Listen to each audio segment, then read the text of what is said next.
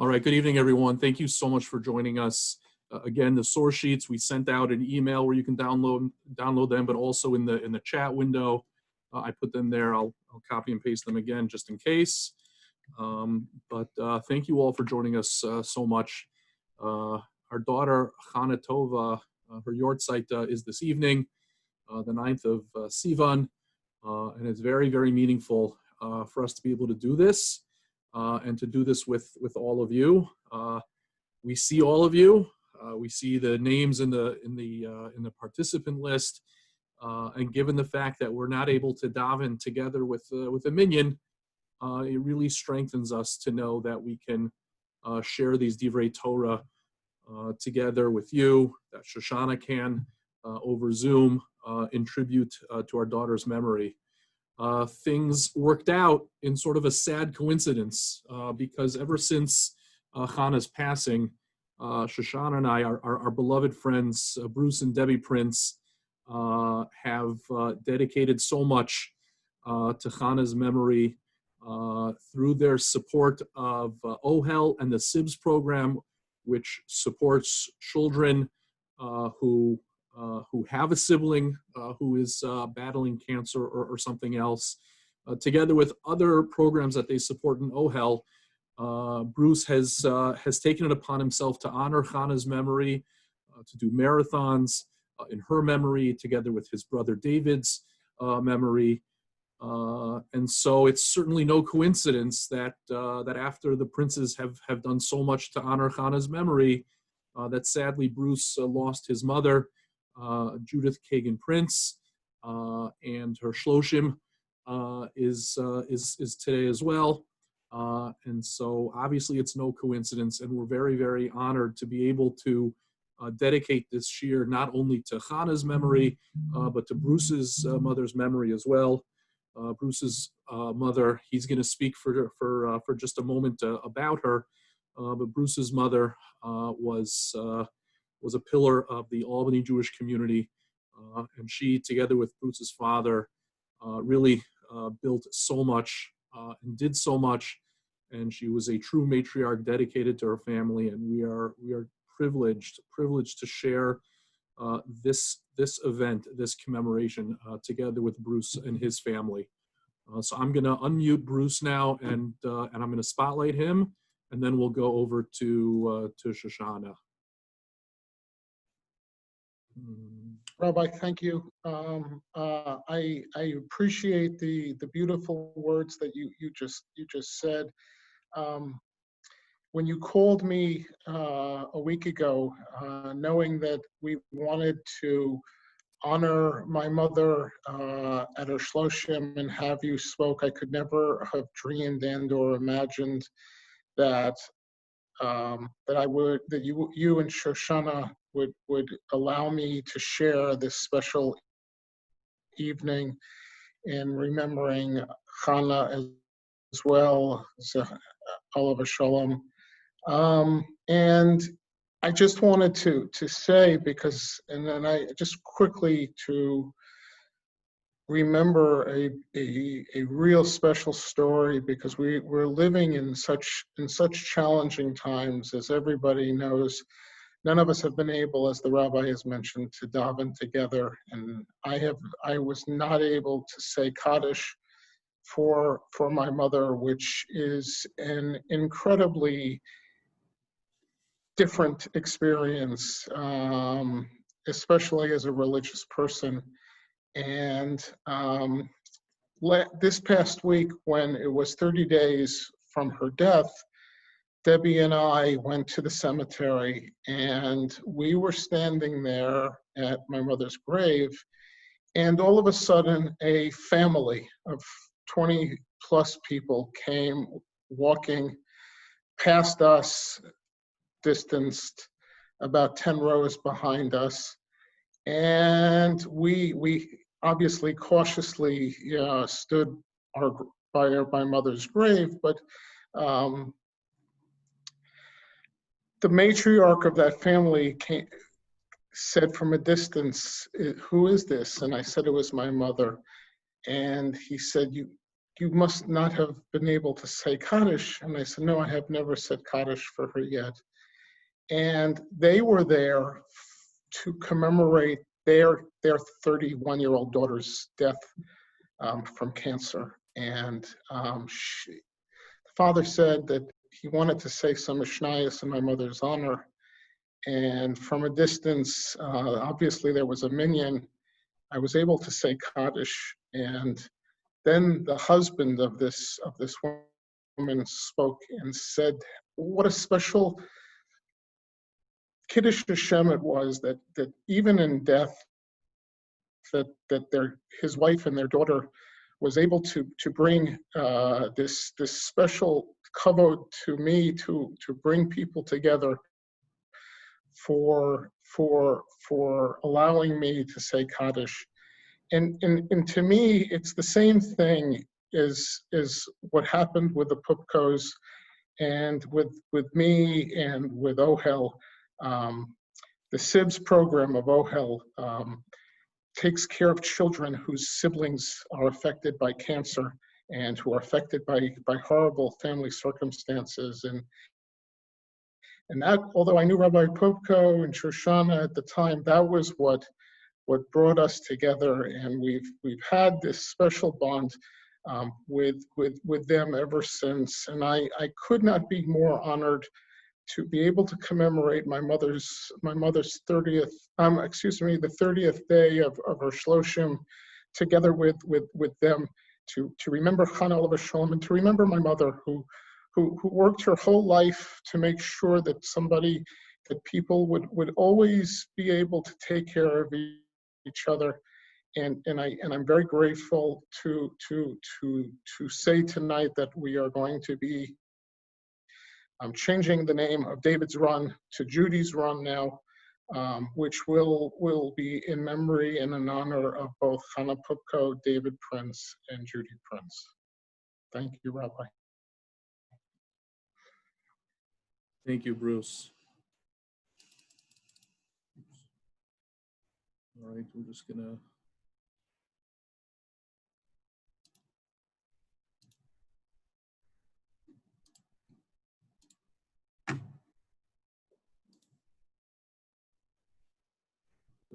Mm-hmm.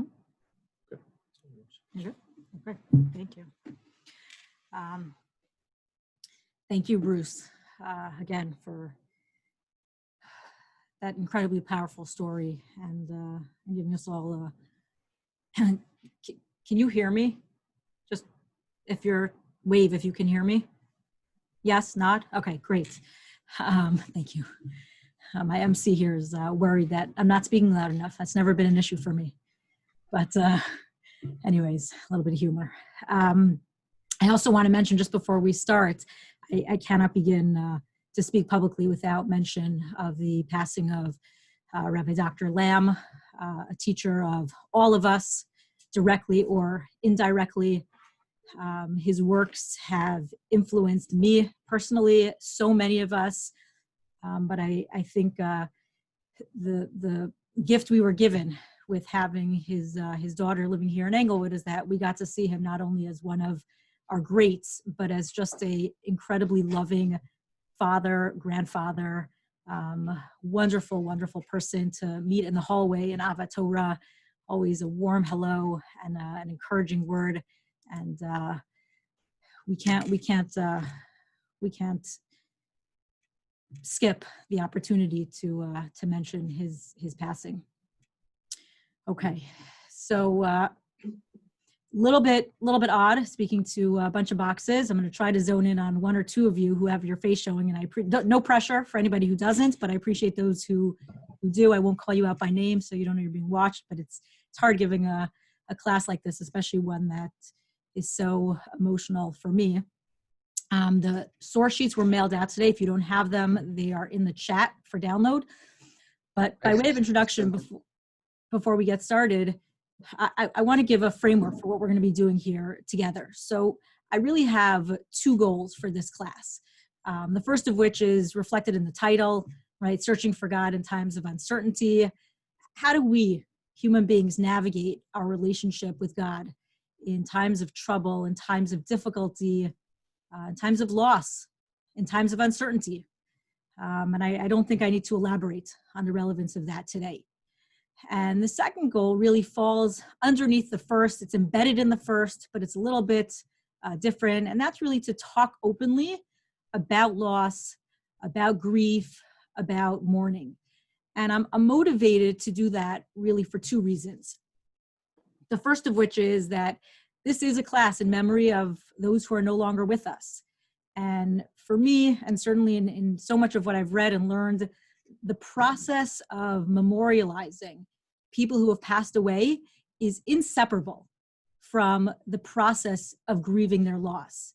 And I know, grappling with my own grief, I've discovered really a dearth of sources, both Jewish and secular, that resonate, that validate, that speak openly, that really give voice to the struggle of grief. We don't do a lot of talking openly about grief, and yet it's part of life. We all experience it individually, communally.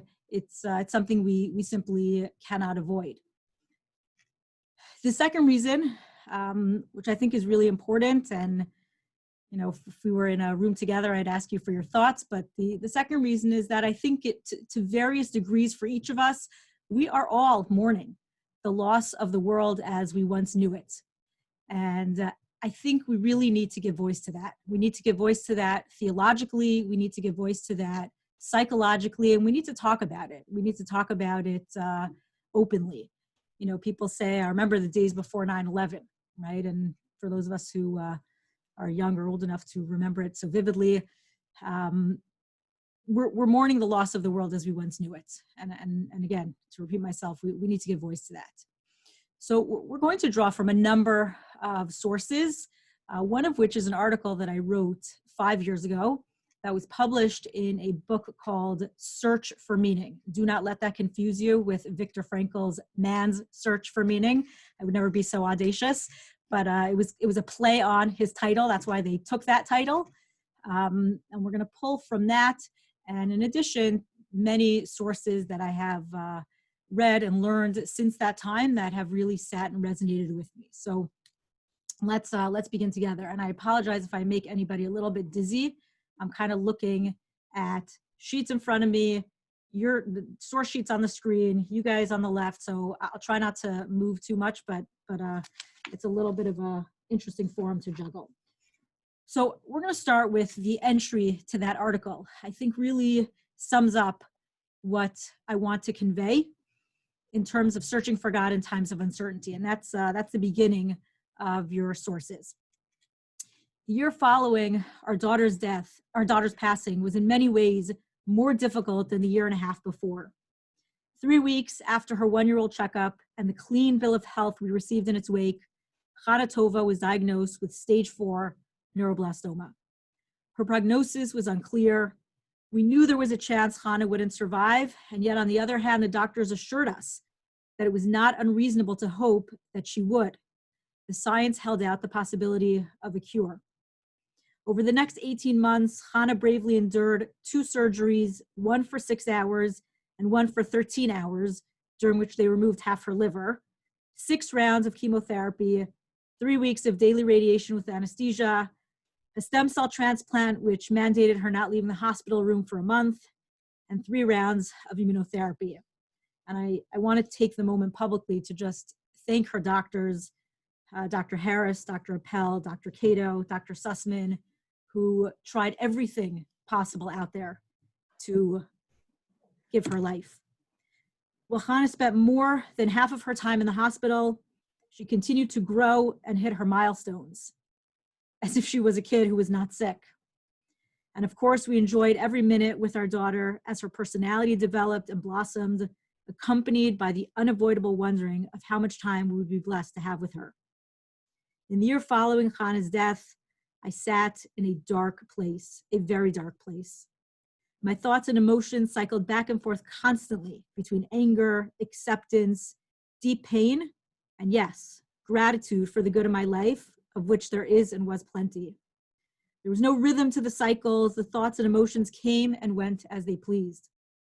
My faith in a just and involved God was confused by paradoxical and contradictory feelings. Sometimes God felt near and accessible, while at other moments, God felt removed and impersonal. The deep desire to feel God's closeness was challenged by my innocent daughter's death. There were instances where I desperately wanted God's comfort, and there were moments where I simply shut God out. While struggling deeply with a punctured faith, I simultaneously felt drawn to feel God present in my life. I wanted to sense the reality behind the verse in Yeshaya in which the prophet speaks of a God who gathers his lambs in his arms. Bizra'o yikabetz tlaim, and ubecheko yisa, he carries them close to his heart. I longed for the comfort offered in Tehillim by the psalmist who wrote of himself. But as for me, God's closeness is my goodness. Vani kirvat Elokim li tov. I have placed my trust in God. Shati Adonai Hashem machzi. My personal ordeal became inseparable from my professional life as a teacher of Tanakh. I can't overstate that enough. I subconsciously chose topics for classes I was teaching that either centered around or touched upon the topic of God's immanence. I searched for stories in which God was near in the hope of tapping into their lessons. Unexpectedly, it was 2 stories that feature God being pushed away that became particularly intriguing for me, and whose understanding I was driven to unpack. They were unique among the stories of Scripture, these 2 tales, because in both, God ironically offered closeness and self-revelation to people who rejected the offer. I found it shocking that anyone would reject such an offer when I myself was craving it so deeply. After deeper investigation, it became clear that God's closeness in both of these contexts came with a price, one that was in fact too high to pay. It was through these stories that I began to appreciate the paradox, the complexity of being close to God. And so I'd like to travel with you to these 2 sources, these 2 stories that I just made reference to. The first is source number 1. I believe it's, I don't know what page it is. You guys will follow along. You're all smart crowd. But it's source number 1 in your sheets, in Shmot Yutet Tet at Matan Torah. And if you follow through on the story, pay close attention to the way that God and Bnei Israel relate to one another, how Bnei Israel ask to relate to God, and how God responds in kind. Take a look. Shmot Yutet Tet begins with Vayomer Hashem al Moshe, Hinei anochi ba elecha bi'av ha'anan. I, says God, am going to appear just to you, Moshe. Ba'avur yishma ha'am b'divrei imach, so that the people, Bnei Israel, can listen in as I speak to you, Moshe. V'gam b'chaya minu l'olam, it'll strengthen their belief in you. And then you would think the next verse would be Vayaged Moshe et divrei Hashem el ha'am. So Moshe went and told God's words to the people. Take a look at that pasuk again. God says to Moshe, I'm going to speak directly to you. Let the people listen in at Matan Torah. Vayaged Moshe et divrei ha'am el Hashem. And Moshe tells God the people's words. Right? We're clearly missing a dialogue here. And this is where it's like so helpful to see people's confusion on their faces or their heads nodding that they're following what I'm saying, right? But there's a dialogue missing here. The dialogue of Moshe bringing God's words to the nation. And now Moshe brings the people's response back to God. And then we continue in source number 2. Now Hashem is speaking to the entire nation, not to Moshe. God goes on to give the Aseret HaDibrot, and then Pasuk Tedvav, B'chol Amro'im Atakolot Halapidim V'etkol Shofar V'etahar Ashan, right? The whole scene of Matan Torah, the trumpets and the lightning and the thunder. Vayar Ha'am Vayanu Vayamnu Merachok, and the people were scared. Vayamru al Moshe, Daber Ata Imanu V'nishma'a V'al Yidaber Imanu Elokim. The people now turn to Moshe and they say, please don't speak to us. Please, God, don't have God speak to us anymore. We want you to speak to us. Penamut, we're afraid we're going to die. Moshe responds to them in Pasuk Yud and says, Vayomer Moshe la'am, al tira'u. Don't be afraid. Ki leba'avur nasodetchem ba'alokim. Uba'avur tiyeh yirato al pneichem. Levilti tachatau. Don't be afraid, guys. This is awesome, right? You are being given this opportunity, which will help you sin less, right? This is a good thing. But then in the very pasuk, the very next pasuk, Vayamod ha'am merachok, u'Moshe nigash el ha'arafel. The people stood from afar, and Moshe approaches God. Let's go through this really quickly one more time in terms of the sequence of events. God says to Moshe, I'm going to speak to you. The people are going to listen in. Matan Torah. Moshe then tells God what the people think of that idea. From the sequence of events in the story, makes sense that what they thought of it was no go, right? We want to hear from God. We don't want to just listen in. Please, God, you talk to us directly. And God acquiesces because we see in Shemot Chaf Aleph that God is speaking to the whole nation. Now God is speaking to the whole nation. And what do they say? Please, God, don't speak to us. Let's go back to the original plan. Moshe, you talk to us. We don't want to hear from God. Moshe, instead of saying, okay, that was God's idea to begin with, said, no, let's stick with this plan. This is a good thing. You will sin less as a result of this. But the next thing we know, Bnei Israel are off to the side, and it's only Moshe who's being spoken to by God. If we look specifically at where Bnei Israel make this transition, where they don't want to hear from God, we can learn so much about the human-God relationship. What do Bnei Israel say? We don't want to hear from God? Pen namut, because we're afraid we're going to die. And I don't believe, even though there are midrashim that allude to this, that this is literal physical death. I believe that what they're afraid of dying is alluded to in source number 3, the midrash below that describes the scene at Matan Torah, and it describes the following: Amar Rabba Bahu b'shem Rabbi Yochanan, Kshnatan HaKadosh Baruch Hu et HaTorah, Tzipor lo tzavach, Of lo parach, Shor lo ga'ah, Ofanim lo afu, Srafim lo amru kadosh. Right? The midrash says that when God gave the Torah, the birds didn't cry out, the fowl didn't fly, the ox didn't wail, none of the Ofanim flew around. None of the Srafim said, Kadosh, Kadosh, Kadosh. Nobody moved, right? Hayam lo nizdazeh. The waters didn't move. Habriot lo dibru. People didn't talk. Ella, the last line, Haolam shotek umachrish v'yatzeh hakol ... Rather, everybody was quiet, introspecting, almost frozen in the presence of God. At Matan Torah, everything from the sea to the animals, to the human beings, to the angels, were frozen, overwhelmed by the truth of their encounter with God.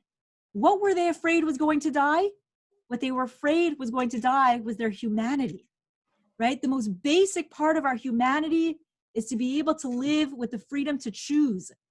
But when you have this close an encounter with God, you are compelled to do the right thing. I always used to say, right, the famous analogy that has been so overused, but still makes a lot of sense. Nobody speeds with the cop car behind them, right? When you have this close an encounter with God, you feel compelled to do the right thing. But that means you're no longer a human being. And the people realize, if you look at the chart in your sheets right below, they realize that they stand at Matan Torah. They have two options. Option 1, they get more God.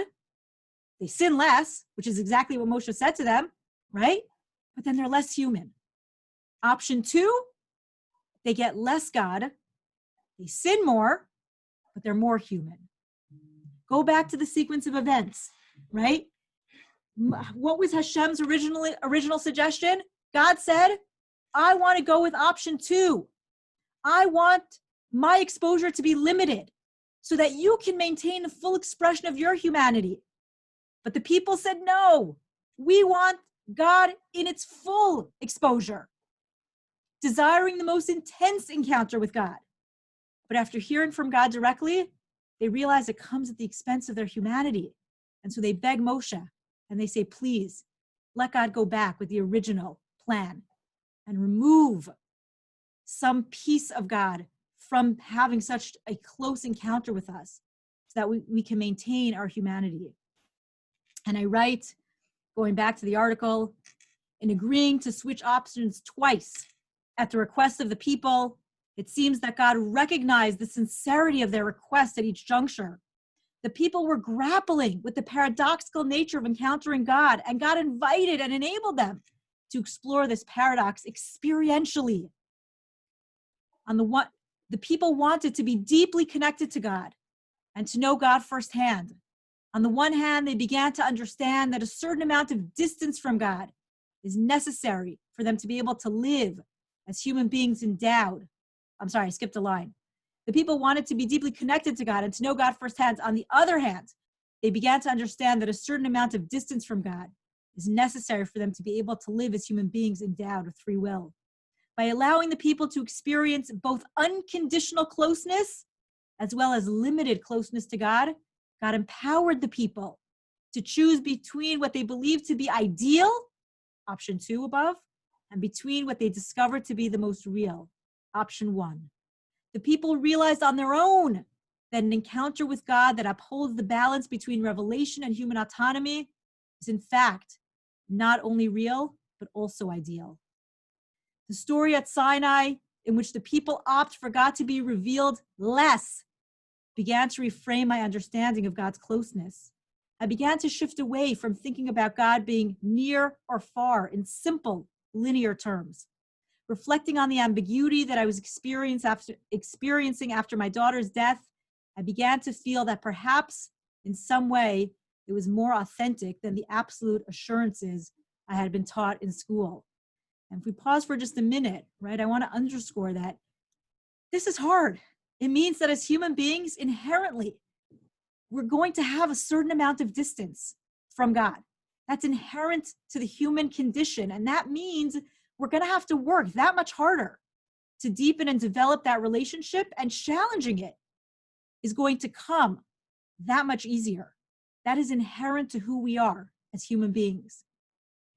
Continuing reading, parallel to this evolving perspective, I was struggling to find a balance in relating to my pain intellectually and emotionally. On an emotional level, I wondered, why my daughter? Well, intellectually, I asked, why not? Should it be someone else's? Intellectually, my pain sat in the broader context of countless individuals who have suffered undeservedly. I thought about the quote I had heard years earlier, attributed to Eliezer Berkovitz, who pointed out that every generation and most, if not all, communities have what he called their own, quote, Auschwitz problem. But all of my intellectual knowledge and ideas became irrelevant when emotion dominated my well-being. It didn't matter what I had read or learned or even taught when emotion put me to bed at night and woke with me in the morning. My intellect was no match for the emotional pain that overtook my body. This was, after all, my child, my sweet, innocent little girl, my baby. Or in language that deeply resonates with me, from a book I read long after this article was published, in a book called It's Okay That You're Not Okay. Megan writes, grief is visceral, not reasonable. The howling at the center of grief is raw and real. It is love in its most wild form. Or in another source, when we love deeply, we mourn deeply. Grief and love mirror each other. One is not possible without the other. And so my quest had begun, but I clearly was not where I needed to be. And so I continued to probe. And in that probe, I came upon another story, another text, and that is the scene of the burning bush, source number 4. If you look at the source of Moshe at the burning bush, it necessitates first taking a look at the headspace that Moshe must have been in when he got to the burning bush. If you look at source number 4 in Shmot Bet, you'll all recall in Pasuk Yud Aleph, Vayhi bayamim hahem vayigdal Moshe vayitzei al achav. Right, Moshe had grown up in the palace, and he goes out to see the condition of his brothers. Vayar b'sivlotam, vayar ish mitri makeh ish ivri me'achav, vayifen kovako, vayar ki ein ish, vayachet hamitri. Right, Moshe goes out and he sees the suffering of his brothers. He witnesses, right, firsthand, an individual case of a Jew being tortured and killed by a Mitzri, and he kills the Mitzri. And this seeing, right, you see that word vayar, vayar, vayar, clearly has a very deep impact on Moshe, and I think Moshe Lichtenstein sums it up best in his book, Moshe, Envoy of God, Envoy of his people. He writes, with the transition from childhood, source number 5, to maturity, Moshe was exposed to life outside the palace walls. To his horror, he comes face to face with a harsh reality, the likes of which he has never before encountered. A deep moral fervor flares inside him. A burning sense of injustice fills him. The helplessness of the just being trampled by the powerful, and the sense that fate is cruel. were totally foreign to him. He knew, of course, that the Egyptians had enslaved his Israelite brothers, but there's a world of difference between knowing something and actually seeing it close up. The very existence of this harsh environment gave Moshe no rest. Was it really possible for the wicked to prosper and a brutally repressive regime to go unhindered? Could it be that such a reality, lacking any semblance of law and justice would not have justice meted out to it by the judge of all the world? Where is God? Why doesn't he come to the aid of the slaves buried under the bricks and mortar, groaning under the whip? This is the Moshe we meet in the next source at the burning bush, in source number 6. Moshe haya ro'eh tzon yitro chotneh kohen midan v'nehag et hatzon achar hamidbar. Moshe had a tendency, if you look at the different mefarshim, to go way out to pasture with the sheep, right, away from civilization, away from people. Vayavo el har Elokim choreva. Vayar malach Hashem elav b'labat eish mitoch hasneh. Vayar v'hineh hasneh ba'ar ba'eish v'hasneh, and then he will call. Right, he witnesses this bush that's on fire but not being consumed. Vayomer Moshe asuru na ve'eret hamareh hagadol hazeh madua lo yivar hasneh. Right, Moshe turns to see this scene. What is going on here? This miraculous-looking bush. Vayar Hashem kisar lirot, and God sees that Moshe has turned. Vayikrai lav Elokim mitoch hasneh. Vayomer Moshe Moshe. Vayomer hineni. Right, God turns to Moshe and calls to him, and Moshe seems unfazed and says, I'm here. And then Pasuk Vav Vayomer, God continues, Anochi Elokei Avicha, Elokei Avram, Elokei Yitzchak, Elokei Yaakov. I am the God of Avram, Yitzchak, and Yaakov.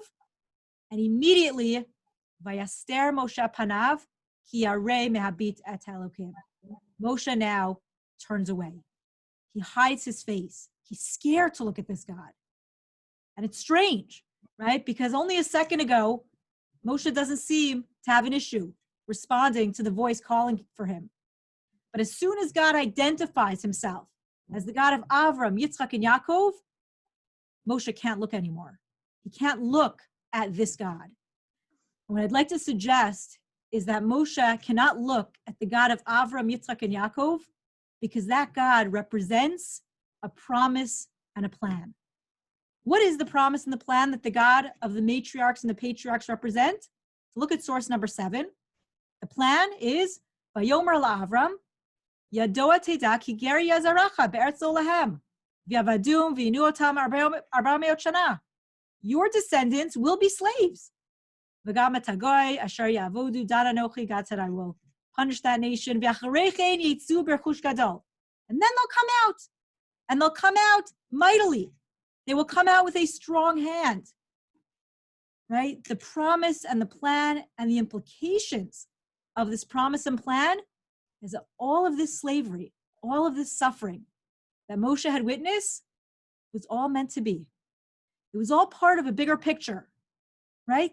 That Moshe can now feel okay about. Wouldn't we think that Moshe would now turn to God with open arms and say, finally, I understand. Everything makes sense now. He would embrace that God. Instead, Moshe turns away from that God. And this story really, really had me puzzled until I came across something that Rabbi Sachs wrote in source number 8. In source number 8, Rabbi Sachs writes so eloquently, Moshe hid his face because he was afraid to look at God.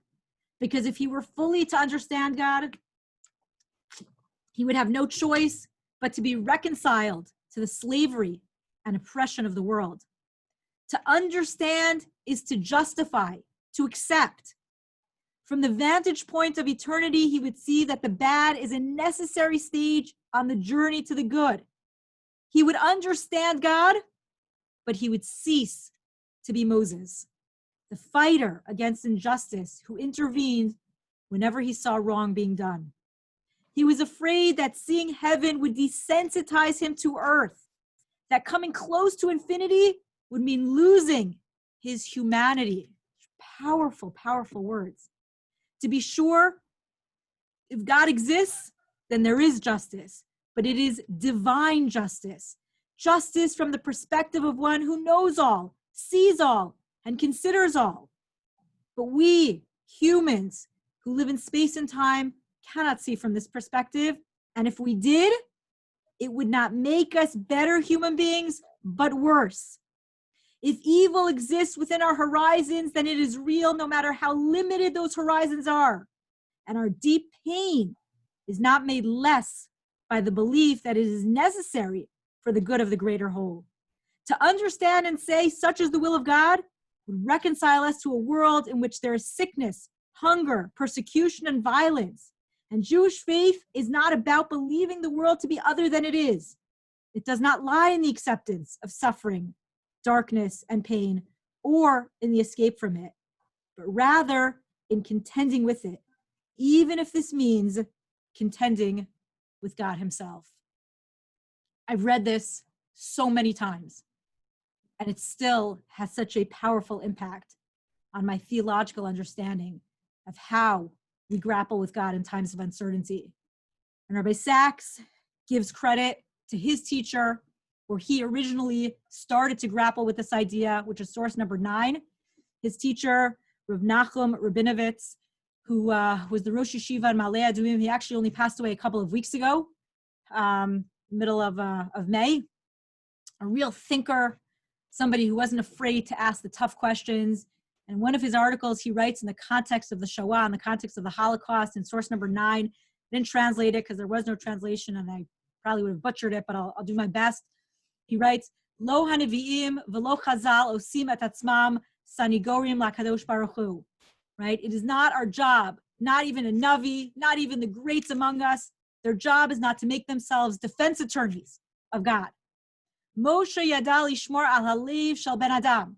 Right? Moshe understood that he needed to look out for the heart of the human being. Halev hanergash l'tzaro shel hazulat.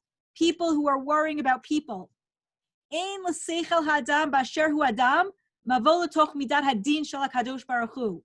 The seichel, the headspace of a human being, as long as we're a human being, it's not for us to enter into the sphere of the judgment of God and to justify or to explain it.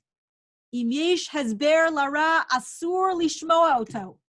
If somebody offers an explanation for this horrible thing, asur lishmoa oto. Don't listen to it.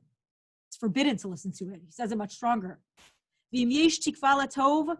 And if we see, right, hope in a future because of this, and again, I wonder if he's alluding to some people who say things like the Holocaust had to happen for Medinat Yisrael, Yimish tikva latov, ein ze pitzui al hara. That doesn't offer compensation for what has been suffered, for all the awfulness that has occurred.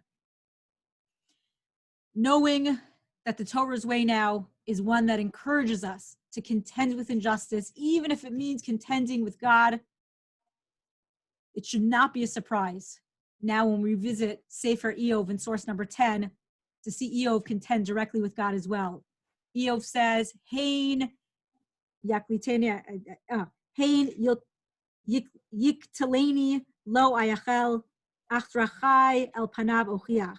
Right? Though he, God, slay me, I will trust in him, but I will argue my ways before him. And Eov's friends who try to make excuses and meet him with platitudes and words of encouragement that land on him so terribly. God addresses those friends in the next source and says, Vayomer Hashem el Elifaz haTemani, one of Eov's friends, Chara api bacha ubishnei reyacha. I'm upset with you and your two friends. Ki lo dibartem elai nechona kavdi Eov. Because you didn't speak about me as did my loyal servant Eov. He spoke more correctly than did you. This is Eov, who curses his days and lashes out at God. But he lashes out from a very human place, and that God accepts with open arms. I think it's very powerful, at least it was for me, to see contemporary figures, right? It's always moving to see sources in Tanakh, but I don't want to say equally so. Different people, different things move you differently. But for me, at least, it's very striking to see contemporary figures be able to uphold this perspective. And I was reading Elie Wiesel's memoirs, and I came across a passage that I also had to read a number of times in source number 11, where he echoes exactly what we just saw. And he writes, I have never renounced my faith in God. I have risen against his injustice, protested his silence, and sometimes his absence. But my anger rises up within faith and not outside it. I admit this is hardly an original position. It is part of Jewish tradition. But in these matters, I have never sought originality. On the contrary, I've always desired to follow in the footsteps of my father and those who went before him. Moreover, the texts cite many occasions when prophets and sages rebelled against the lack of divine interference in human affairs during times of persecution. Avram and Moshe, Yirmiyah and Rabbi Levi Yitzchak of Berdichev teach us that it is permissible for man to accuse God, provided it be done in the name of faith in God. And if that hurts, so be it. Sometimes we must accept the pain of faith as not to lose it. And if that makes the tragedy of the believer more devastating than that of the non-believer, so be it. To proclaim one's faith within the barbed wire of Auschwitz may well represent a double tragedy of the believer and his creator alike. And so we've seen, just in brief summary, that human beings are not asked by God to adopt a divine perspective. We're not asked to defend God at the expense of our humanity. But often we're not taught this message. Often we hear somewhat of an opposite message, similar to the friends of Eov. We hear it in religious circles out of fear that contending with God means a lack of faith in God. And we hear it in secular sources from a society that is terribly uncomfortable with talking and feeling sadness and pain and almost has an addiction.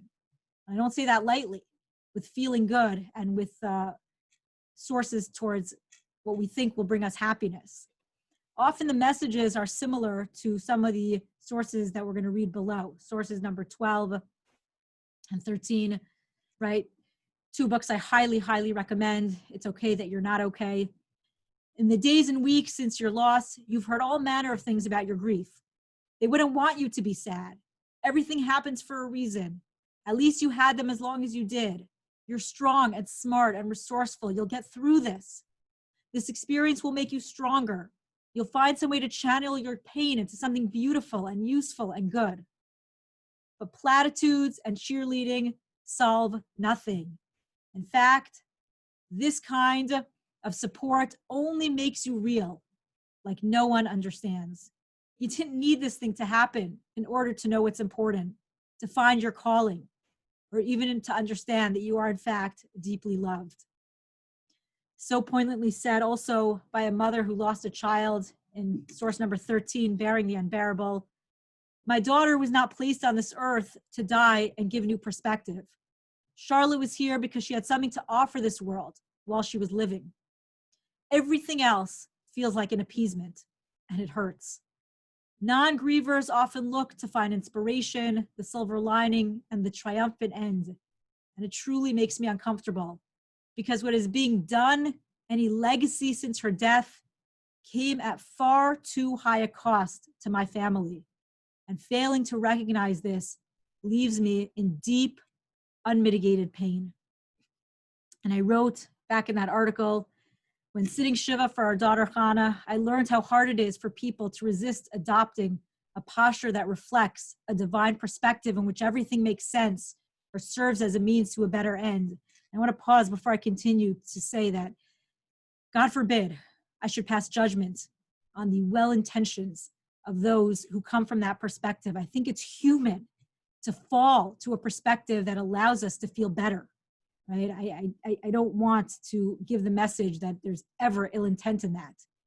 But continuing, it was disappointing hearing others attempt to tie things up in a neat bow or vainly to promise us that things would soon be good. In adopting a divine-oriented perspective, it felt as though people were talking at us instead of sitting with us. People tried hard to exude positivity and optimism, but when our eyes connected, I saw how much they were struggling to sit with us and our painful human reality. And I want to transition a little bit away from the theology now and move to a little bit more of a psychological perspective on, okay, so we know what we shouldn't be doing and what we shouldn't be thinking, But what should we be doing? How can we be a friend to ourselves and to others who are grieving, who are in pain? We're going to start in source number 14 with David Kessler. David Kessler worked very closely with Elizabeth Kubler-Ross, very famous and well known for her oversimplified analysis of the stages of grief on death and dying. Right? She never meant them as a prescription, but that's what it became. And David Kessler worked with her in the later stages and added a 6th stage of grief. His famous best-selling book, source number 14, where he writes, each person's grief is as unique as their fingerprint. But what everyone has in common is that no matter how they grieve, they share a need for their grief to be witnessed. That doesn't mean needing someone to try to lessen it or reframe it for them. The need is for someone to be fully present to the magnitude of their loss without trying to point out the silver lining. Source number 15 said equally eloquently, what is needed is for someone to see your grief, to acknowledge it. You need someone to hold your hand while you stand in blinking horror, staring at the hole that was your life. Acknowledgement means everything, recognizing that the loss cannot be overcome, it can only be carried. One more source to really round the picture was written by also a parent who lost a child, and 4 months after she had lost her daughter, it was her birthday, the mother's birthday. And a friend, a very close friend, called her and said, how are you going to celebrate your birthday? And she said, I have no desire to celebrate anything. And very gently and very lovingly and very kindly, her friend encouraged her to move forward and to move on and to be able to celebrate herself. And she felt so paralyzed, she writes. I didn't want to hold my friend accountable. I didn't want her to think that she had done something wrong, but I needed to express what I was feeling by receiving that message from my friend. And so what she did was she wrote a letter, and she never sent it to her friend, but she published it in a book that she wrote years later. And this is the letter that she wrote, source number 16. She wrote, this is my path. It is not a path of my choice, but it is a path I must walk mindfully and with intention. It is a journey through grief that takes time. Every cell in my body aches. I may be impatient, distracted, frustrated, and unfocused. I may not want to celebrate anything. I may get angry more easily, or I may seem hopeless. I may shed many tears. I won't smile as often as my old self. Smiling hurts now. Most everything hurts some days, even breathing. But please, just sit beside me. Say nothing. Don't offer a cure or a pill or a word or a potion. Witness my suffering and don't turn away from me. Please be gentle with me. I will not ever get over it, so please don't urge me down that path. Even if it seems like I am having a good day, maybe I am even able to smile for a moment, the pain is just beneath the surface of my skin. My chest has a nearly constant sinking pain, and sometimes I feel as if I will explode from the grief. I have a new normal now. Perhaps as time passes, I will discover new meaning and insights about what her death means to me. Perhaps one day, when I'm very old, I will say that time has truly helped to heal my broken heart. But always remember that not a second of any minute, of any hour, of any day passes when I am not aware of the presence of her absence, no matter how many years lurk over my shoulder. Witnessing the pain is essential, not finding the silver lining or minimizing, just sitting in the pain. But she alludes to something at the end of this source that I think we need to talk about.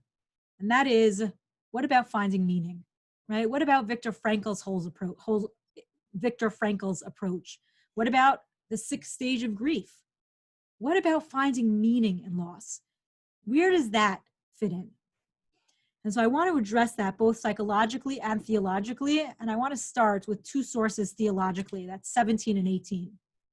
If you look at 17 and 18, 17 is from the Rav, who never shied away from the difficult emotions and having hard conversations. The Rav writes, the fundamental question is what obligation does suffering impose upon man?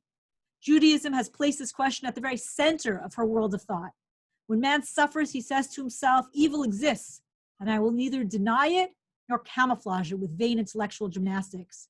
We do not inquire about the hidden ways of the Almighty. Rather, we investigate how it might be mended and elevated. We must ask ourselves, how shall a person act in times of trouble? And so what the Rav writes here is that just as when somebody receives goodness, they become obligated to give back, to give thanks, so too, when a person is the recipient of suffering, they too become obligated. They too become responsible. And the question, of course, is for what? Right? What are they responsible for now? And it's not just they individually, it's they communally. What is the responsibility? And I think Rabbi Sachs addresses that really directly in source number 18. Rabbi Sachs writes, in To Heal a Fractured World, in Judaism, there is no answer to the question, why do the innocent suffer at the level of thought? The only adequate answer is at the level of deed. In the long journey towards a world in which the innocent no longer suffer. Right? Rabbi Sachs says so accurately, the obligation, the responsibility is to fight against whatever caused the suffering. The obligation is to minimize future suffering, to say, this can't continue. We have to do whatever we can to make sure it doesn't happen again.